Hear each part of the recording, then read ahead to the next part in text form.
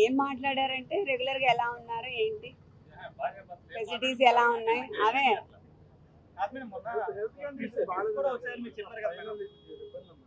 దానికోసమే రిక్వెస్ట్ పెట్టాం, మారుస్తున్నారు రూమ్.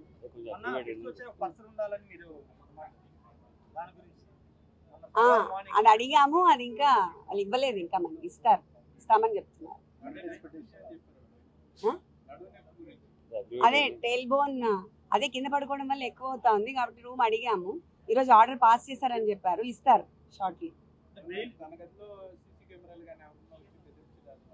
అవేం లేవండి.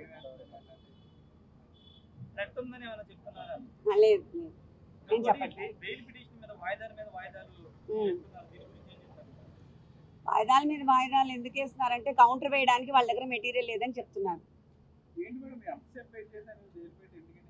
ఎక్కడ అది చాలా మంది ఉన్నారు కదా, అందుకోసం మనల్ని ప్రైవేట్ గా కల్పిద్దామని వాళ్ళందరినీ పంపించినాక మమ్మల్ని కల్పించారు.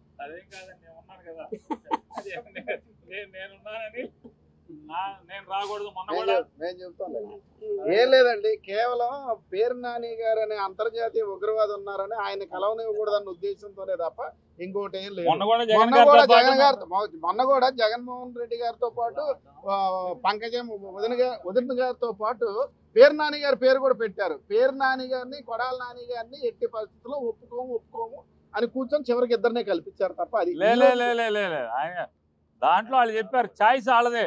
సింహాద్రి రమేష్ అయితే ఊరుకుంటారంట సిపి గారు పేరు నానికి, కొడాల నానికి రక్షణ కల్పించలేమని చెప్పి జైలు దగ్గర మా జైల్లో మాకు రక్షణ ఏంటి, జైలు దగ్గర అంట పేరు నానికి, కొడాల నానికి రక్షణ కల్పించలేరంట.